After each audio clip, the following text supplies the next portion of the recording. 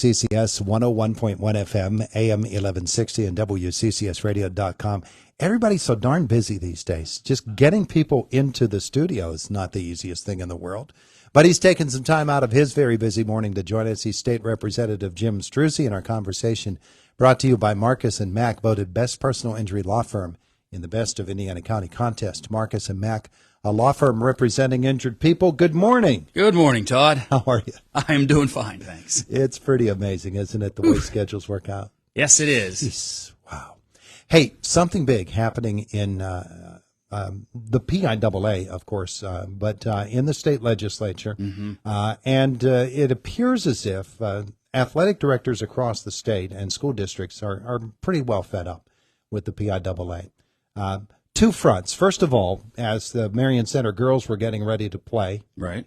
in Hershey this past week, or a couple of weeks ago, we were talking with your colleague, Representative Brian Smith. Right. He told me that he and you and one other representative had sat down the night before to draft a letter Right. to the PIAA saying either you fix this thing or we'll fix this thing. Right. This had to do with broadcast rights Right.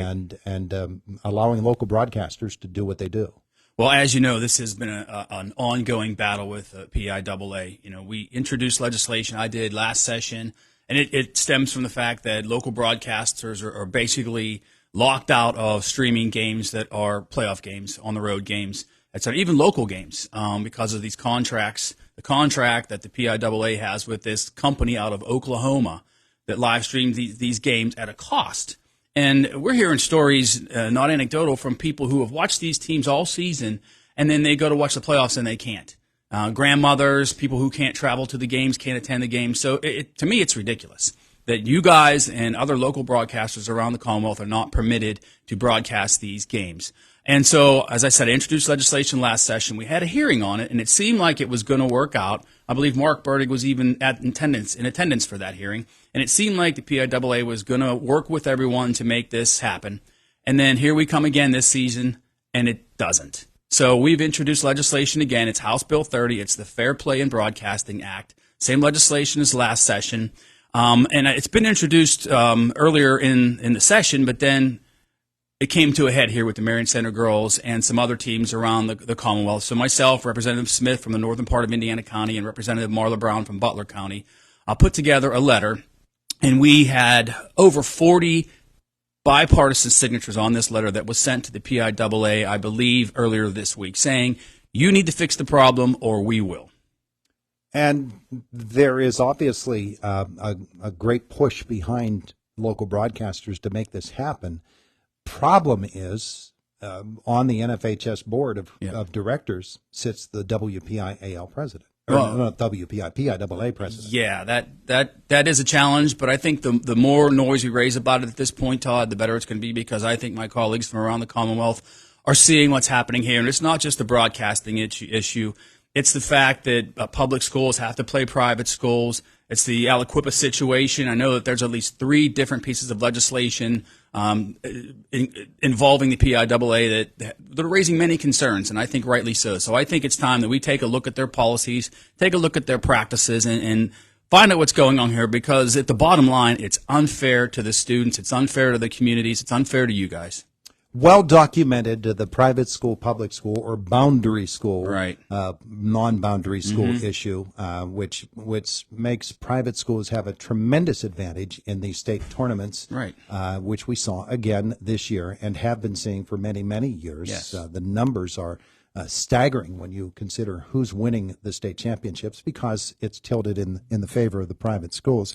So we're getting word from one of the athletic directors within District 6, Doug Dyke over at Bald Eagle area, right. That the local representative there, Scott Conklin, introduced a bill that would reopen the 1948 law. Yes. And allow the legislature to rewrite that thing so that we could fix this problem.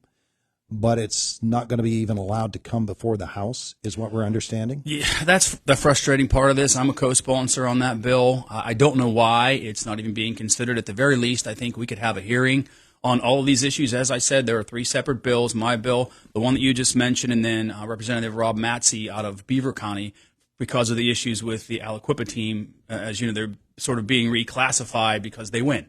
Yeah. but they're a smaller school. And so there's just, as I said, there's a long list of issues that we have with the PIAA that need to be addressed. And I think the best way to do that would be to have them come before a committee in Harrisburg to testify again so that we can hear everyone's voices and sort this out. But to not even have it considered, I think, is frustrating. And I'm sharing the same frustration with House Bill 30, the Fair Play in Broadcasting Act. I don't believe it's going to be considered as well, even though I have reached out to the Chairman Schweier of the Education Committee, which is where it sits along with some of these other bills. And I think the best thing we can do is have our constituents across the Commonwealth reach out and say, hey, this is an issue that needs to be addressed.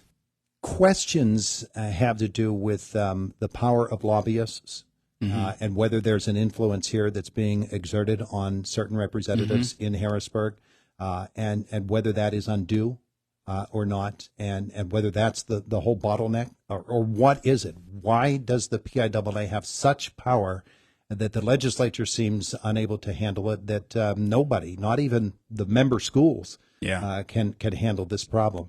I wish I had an answer for that, Todd. I'm not the chairman. I'm not even on the education committee. I know I work with our minority chairman, Representative Jesse Topper from Bedford, and Jesse listens. He's a good guy. He has smaller teams in his district. He understands the issue, but ultimately it comes down to the chairman of the committee to make the decisions on what bills move. All right. Well, those are some big issues in terms of local schools, and I know that might not have been at the top of your mind as you came in here this morning, but thanks for helping to address that. It's something that has many, many people concerned about the state of Pennsylvania. But there are other things happening in Harrisburg as well, and budget discussions are a big part of what's happening in Harrisburg. And how do those budget discussions stand right now? I think we're still trying to understand what the governor's priorities are, because he put a lot of ideas out there, a lot of new concepts in this budget. He sort of has his budget requests, and then his departments have separate budget requests, which make it very difficult for us to even understand what he's asking for. I've had numerous discussions now on the higher ed blueprint that he has put out there to basically put the community colleges and the state system under one umbrella, and then create a grant program for the state-related schools, which are Penn State, Temple, Lincoln, and Pitt, and then create a performance-based budgeting model, and then on top of that, create a $1,000 minimum tuition for people who make less than $70,000 a year. Those are big ideas. Yeah. And what is happening is we're realizing, as I'm one of the co-chairs of the PIAA caucus within the House, and I've had numerous calls. We've had one yesterday with the chancellor trying to understand what the governor is proposing here. And the problem is we're 3 months away from needing to have a budget done. We're entering into almost graduation season. Families and students need to make decisions about what they're going to do this fall. And with this uncertainty around higher ed, it's creating a lot of concern and frustration for people. That's just one item. There's a whole list of other things that he's proposing now. The cap and trade, energy tax that he's put out there has people concerned. A whole list of different ideas. Some of them are good.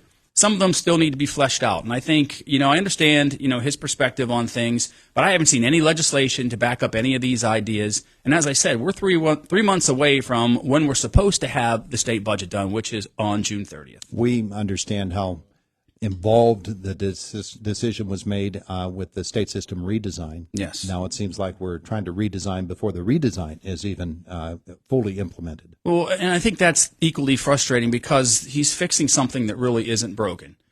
The state system has changed dramatically over the last few years. The morale, I understand, is improving among faculty. We're starting to see enrollments increase again. Yeah, there's still some challenges that we need to overcome. But the heavy lifting was done, and now to simply say, well, we're going to reinvent everything all over again at a time when we're still trying to solidify the entire system, to me is very frustrating, and I think it's really letting the horse out of the barn before it's ready to run. It's a pretty scary situation to try to implement so much change so rapidly without fully investigating all of the implications from it, and with the budget, meanwhile, looming. Yes. And as difficult as it was to come up with the budget last year, we can imagine it's going to be just as difficult this year.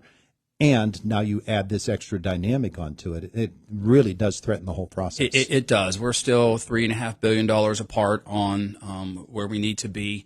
at a time when we're looking at a potential fiscal cliff coming up in the next few years, which simply means that our expenditures are not going to equal our revenues. Now, I know people talk about the rainy day fund and the surplus funds, but we have to be very cautious with that. One of the things that people talk about is not just rainy day fund, but federal government money that comes as a one-time thing. Right. And we got a bunch of that because of the pandemic, the state of Pennsylvania. Historically, when we've gotten that one-time funding, we have misused it, and we have sort of characterized it as a funding cut when those funds dry up. And it's not really a cut. It's just, here was the money, use it wisely, and then understand that you're going to go back to previous funding. People don't understand that, and they think that we're cutting funds, but it's just that the funds were meant to be used one time, and that's it. Right, and I think that's where we are, because some of the governor's proposals, once you put increases into some of these line items, you cannot take them away. And that's what we're looking at now. So the out years are what makes everyone concerned, because these federal dollars are going away.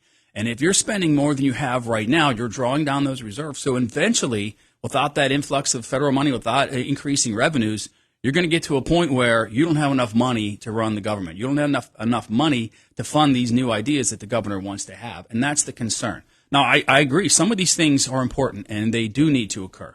Some of the funding for human services, for the DCED, for growing our economy, investing in communities, investing in businesses. I think those are all great ideas, but we need to do it in a physically responsible manner. State Representative Jim Struzzi with us. We could expand this segment for an hour or so. We certainly could. That would not be a problem at all. By the way, back to our earlier topic, yes. Bob Lombardi, who is the president of the PIAA, yes. has now been elected president of this company from Oklahoma, NFHS. Wow. No conflict of interest there, is there? I seriously think that, I hope that they take heed to the letter that we wrote, because we are not kidding. I think with so many legislators, members of the General Assembly, in a bipartisan manner concerned with these issues, it's time to hold some people accountable. Yeah. All right. Well, we certainly hope that happens. Representative Jim Struzzi, thanks for the visit. Absolutely, Todd. Happy to be here. Thank you. It is the voice of Indiana County. It's WCCS 101.1 FM, AM 1160, and WCCSradio.com. Fox News next, top of the hour.